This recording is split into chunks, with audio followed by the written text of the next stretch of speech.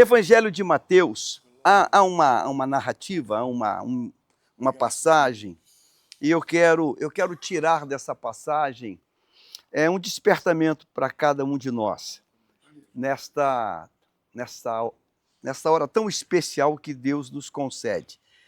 Capítulo 17 de Mateus, versículo 24 em diante, ele conta a seguinte passagem para nós. Quando Jesus e os seus discípulos chegaram a Cafarnaum, os que cobravam o imposto das 2 dracmas se dirigiram a Pedro e perguntaram: o mestre de vocês não paga as 2 dracmas?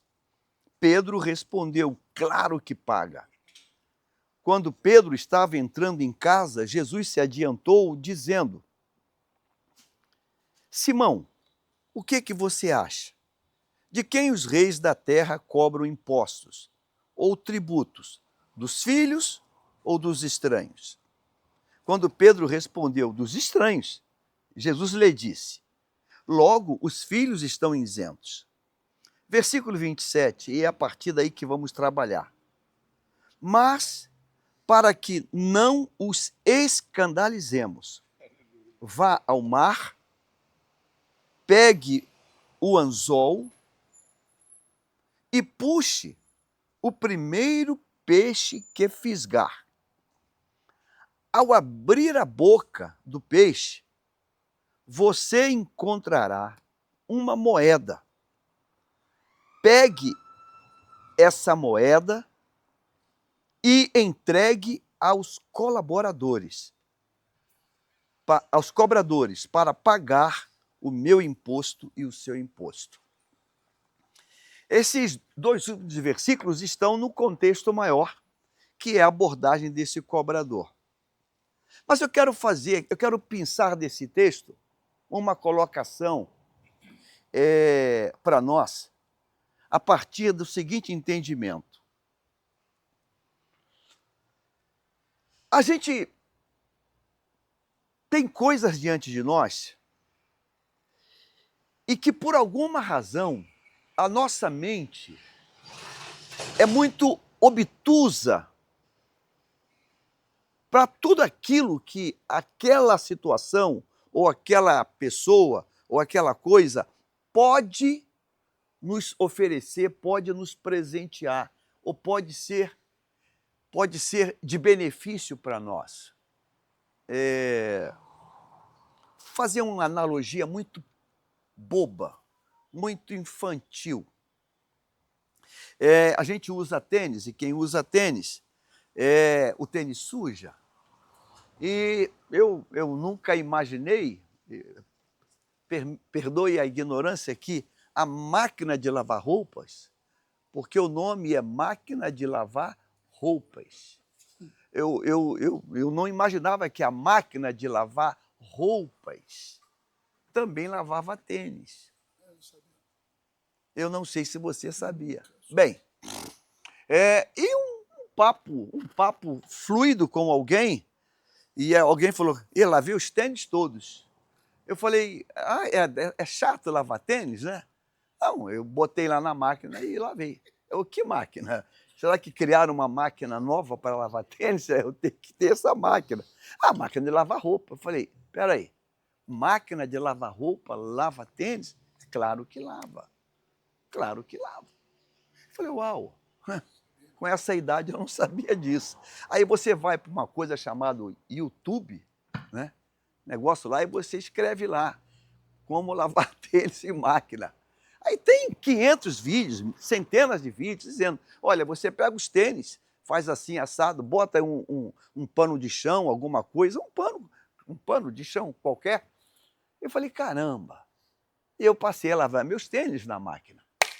A ideia central que eu quero falar para você é: eu convivo com máquina desde que casei praticamente, e já passei de 50 anos de casado. Eu vim aprender que a máquina de lavar roupa pode lavar meus tênis e fica muito legal, porque depois que lava, ela centrifuga, né? E ele praticamente sai seco. Você deixa ele ali na janela e está sequinho, prontinho para usar no outro dia. Eu falei, caramba, eu morria e não sabia disso. Eu morria e não sabia disso. E tantas outras coisas mais. A minha esposa ama flores, ama flores em casa. E essa semana ela me pastou para mostrar as flores que estavam maravilhosas. Ela fez uma viagem missionária ao Maranhão, ficou mais de 10 dias e deixou uma ordem, ó, não deixa morrer minhas plantas não. E eu botava água lá para as plantas não morrer. Mas ela descobriu uma coisa tremenda também no YouTube, que se pegar a casca de banana e bater e fazer lá um negócio lá e bota, a planta parece que ela explode de vida, de crescimento. Tudo muda nela, tudo muda. Eu falei, meu Deus, olha que coisa. Então, são ferramentas que existem e nós não estamos usando. Vamos voltar para o texto. Capítulo 17 de Mateus. Pedro foi abordado por um fiscal religioso. E o fiscal aborda Pedro com o pé no peito. Teu mestre não paga imposto, ele é um criminoso, ele é um inadimplente. E Pedro diz, não, ele paga, ele é filho de Deus, Deus é perfeito em tudo. Pedro dá essa resposta, mas por dentro, a alma de Pedro está um pouco em conflito. Aí Pedro entra em casa e Jesus diz para ele a seguinte coisa, é a partir daí que quero pensar contigo. Pedro, mas para que a gente não escandalize eles, né? Pedro, vá ao mar, jogue o anzol e puxe o primeiro peixe que você pescar. Ao abrir a boca do peixe, você encontrará uma moeda. Ora, essa palavra dita para qualquer pessoa, ela ia passar batido.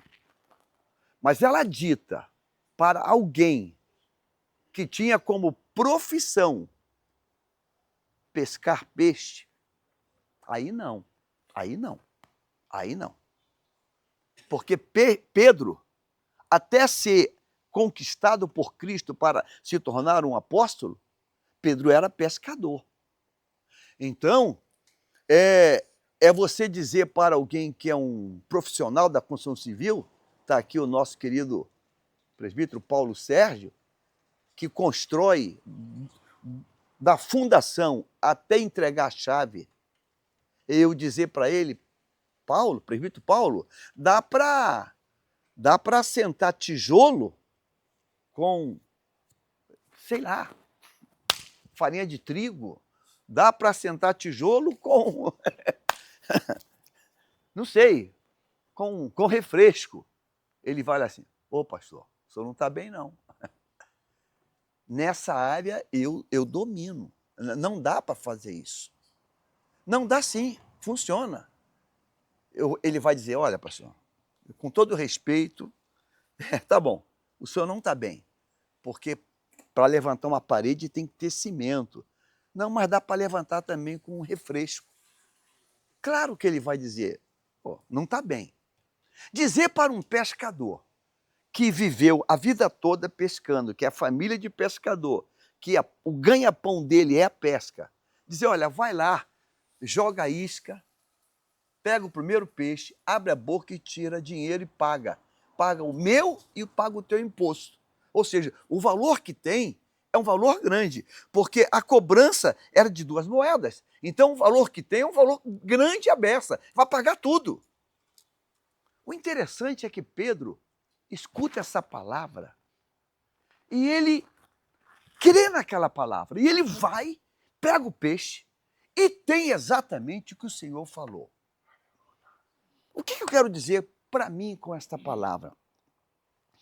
Jaime, ou esse auditório que aqui está, a gente vem cheio de dúvidas, cheio de pressão, numa sobrecarga, sem saber como resolver, sem saber como encontrar uma resposta, achando que não tem mais jeito, achando que não dá mais, achando que a casa caiu, achando que a família acabou, achando que a morte chegou. A gente vem certo que não deu mais, acabou tudo.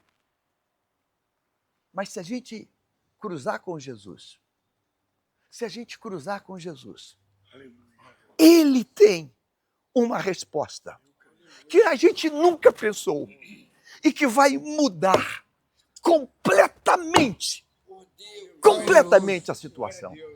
Completamente. Esse texto, ele é paralelo com o texto do cemitério em Betânia.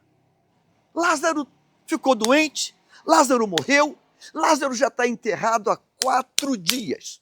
4 dias sepultado. Sepultou o corpo de Lázaro. E não tem que ser médico, não tem que ser patologista, não tem que ser biólogo. 4 dias morto, enterrado, já entrou em estado de putrefação, já se decompôs tudo, o cheiro já está. Aí ele fala assim, vamos no cemitério. E quem escuta isso diz o quê? Uau! Ele vai lá chorar no túmulo. Ele vai chorar no túmulo. Uau, poxa, que legal! Ele está indo no cemitério para chorar a morte de um amigo que ele não veio na doença, não veio no velório, não veio no dia seguinte, ele veio 4 dias depois. Ele vai lá chorar no cemitério. Aí quando chega lá no cemitério, ele diz assim, enterrar aqui, nessa sepultura, botaram uma pedra em cima. Aí ele diz, tira a pedra. Ah, irmãos, pegou fogo o cemitério. Não tira não, Senhor. Que isso? Se tirar a pedra daí, se destampar, o cheiro, a podridão, vai infernizar isso aqui. Não tira não. Está podre, está cheirando mal, já decompôs. Não tem mais, acabou. Ó, the end, não dá mais. Mas ele diz, tira a pedra. Ninguém entende. Ninguém quer aceitar aquilo. Tira a pedra. Não está na Bíblia isso, mas eu imagino, quando alguém começou a empurrar aquela pedra, fizeram assim, ó, todo mundo. Porque o cheiro não tem como descrever. Aí tira a pedra, ele diz, Lázaro, o nome do morto, Lázaro, sai para fora. O defunto sai andando. Ele sai enfaixado andando. E todo mundo olhando. Eles desatai ele, solta esses lenços, solta isso. E ele está solto, e ele está vivo. Alguém pensou naquela possibilidade? Alguém pensou naquela possibilidade? Sabe, essas 2 passagens dizem para mim que quem anda com Jesus precisa crer no sobrenatural. Eu creio. Quem anda com Jesus precisa crer no impossível. Quem anda com Jesus não é cartesiano, não é lógico, não é matemático, não é empírico. Não! Quem anda com Jesus crê no sobrenatural. Aleluia! No sobrenatural. Crê no sobrenatural. Então, se ele falar comigo hoje, ou falar contigo, vai ali e bate naquela porta e eu vou fazer um milagre. Ô, Senhor, não posso, não tem a menor condição. Vai, faz, obedece. Vai e obedece. Então, dizer para um carpinteiro, dizer para um cozinheiro ir lá pegar um peixe que vai achar dinheiro, ele vai dizer, peixe agora tem dinheiro. Agora, dizer para o pescador é pior, porque o pescador passou a vida toda pescando, limpando peixe, tirando as escamas, preparando e nunca encontrou dinheiro. Peixe tem escama, tem vísceras, peixe tem tudo, menos dinheiro. Mas,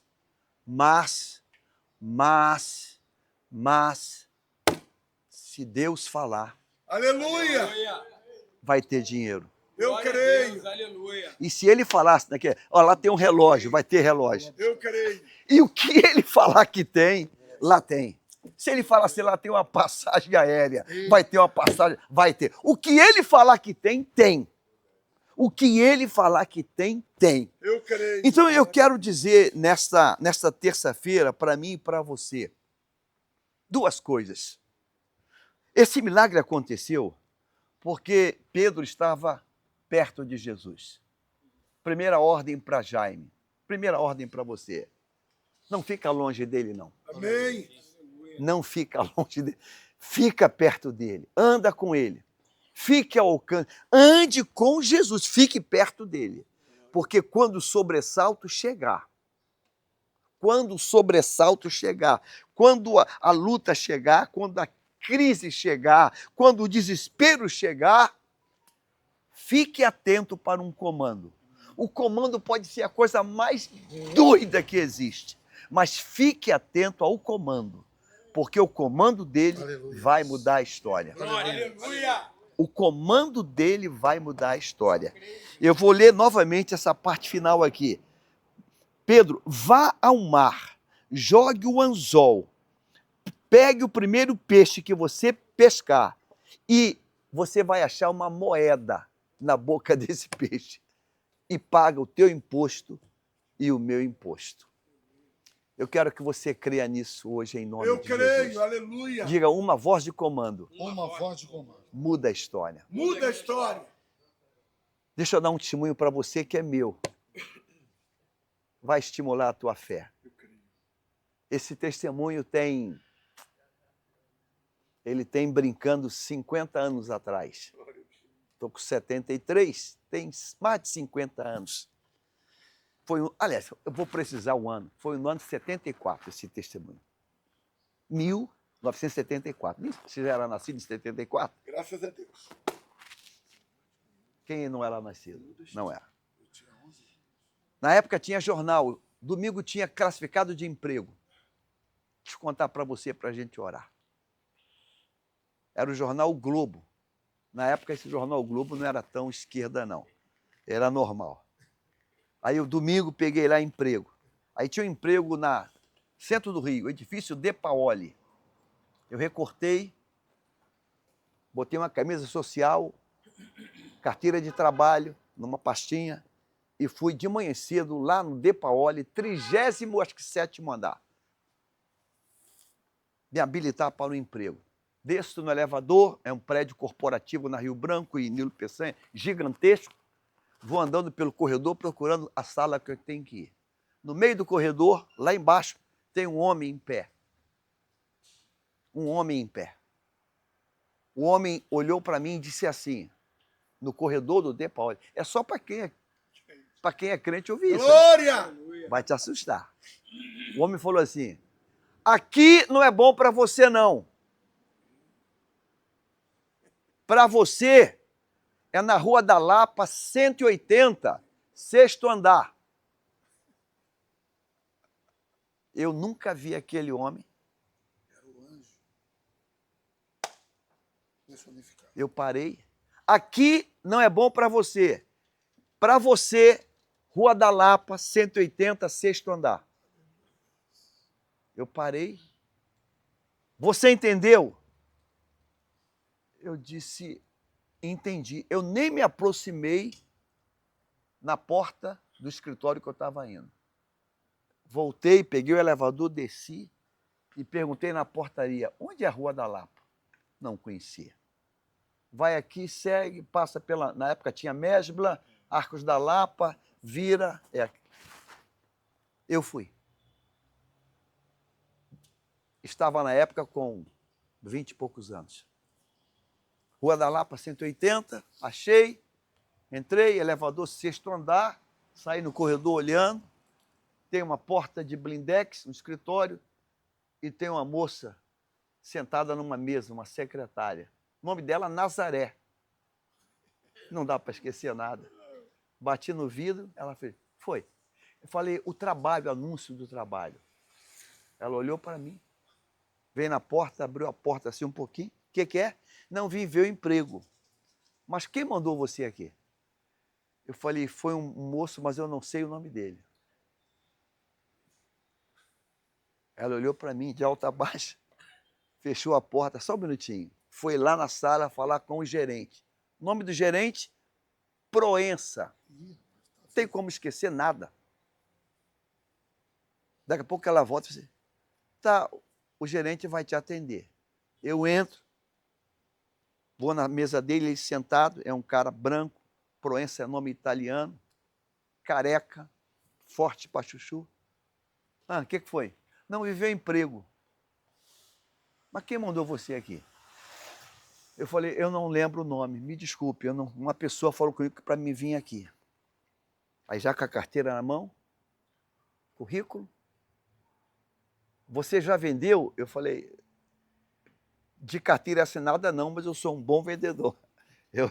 Eu sou muito bom de venda, muito bom. Vendia na feira, vendia fruta, limão. Eu tinha um gapzinho bacana, eu ia na feira, a hora da xepa, eu arrematava a caixa de limão e fazia lotinho e vendia. Não falei para ele que era feira, assim, né? Ia queimar o filme. Aí tá, preenche aqui, eu preenchi. Tá bom, qualquer coisa a gente liga. Na época não tinha celular, era telefone em casa, fixo. No dia seguinte, o telefone tocou lá em casa para mim voltar com toda a documentação para fazer a admissão na firma. Essa firma chamava-se Etiquetas e Fitas Novel Print. Não dá para esquecer nada. Entrei nela e passei quase 8 anos. Me casei nela. O gerente que veio de São Paulo foi meu padrinho de casamento. E eu me tornei o maior vendedor a nível Brasil desta empresa. Me tornei um campeão de vendas. Ande com Jesus. Eu estava no primeiro amor naquele tempo. O Senhor tinha me arrancado da vida de miséria, de podridão. E eu estava vivendo um primeiro... naquele tempo eu era muito crente. Eu andava com Jesus 24 horas. 24 horas. Eu quero resumir essa palavra nessa tarde, dizendo para mim e para você. Você está com uma dor, uma angústia. Diga assim, Senhor, eu vou andar contigo. Aleluia. O dia de hoje todo. Porque eu sei que tu tem uma solução para mim. Eu afirmo, Jesus tem uma solução para você. Aleluia. Seja a nível saúde, emocional, familiar, financeira, Jesus tem uma solução. Tem uma solução, tem uma solução. Então, esquece o fiscal, esquece o cobrador, esquece. O interessante é que Jesus não deixou nem Pedro falar do fiscal. Ó, tem um cara aí, não, esquece o fiscal, esquece o valor que o cara está, esquece tudo. Fica só com Jesus. Aleluia. Porque ele sabe tudo sobre o fiscal, tudo sobre a dívida, ele sabe tudo. Ele sabe tudo. E ele sabe, e ele já tem a solução. A solução já está pronta. Amém? Amém. Coloque-se em pé em nome de Jesus. Queria que você repetisse comigo. A crise que eu estou enfrentando. A crise que eu estou enfrentando, O meu Cristo meu Cristo já tem a solução. já tem a solução. Já tem. Agora você observe que essa solução, ela só vai se concretizar com uma obediência absoluta. Então eu quero dizer para mim e para você, não questione. Por que eu falei daquele emprego? Porque quando aquele homem falou, o teu lugar não é aqui, entrou paz no meu coração. Eu nunca vi aquele homem. Nunca vi. Sei que era um anjo de Deus que ele estava. Era um anjo de Deus. Nunca vi aquele homem. Nunca vi. Mas ele disse, aqui não é bom para você. Só Deus podia ter feito isso naquele dia. Só Deus. E Deus confirmou, porque foram quase 8 anos, 7 anos e pouco. E só saí de lá porque eu pedi demissão, abri mão de tudo, porque eu fui contratado por uma multinacional de vendas e passei o resto da minha vida na área comercial. Deus tem solução para a tua situação. Aleluia. Diga comigo assim, Senhor, me encontre hoje. Senhor, me encontre hoje. E me dê um comando. E me dê um comando. Eu vou receber o comando. Eu vou receber o comando. Obedecer o comando. Obedecer o comando. E creio E creio no milagre. no milagre. Em nome de Em Jesus. nome de Jesus. Amém. Amém. Deus abençoe.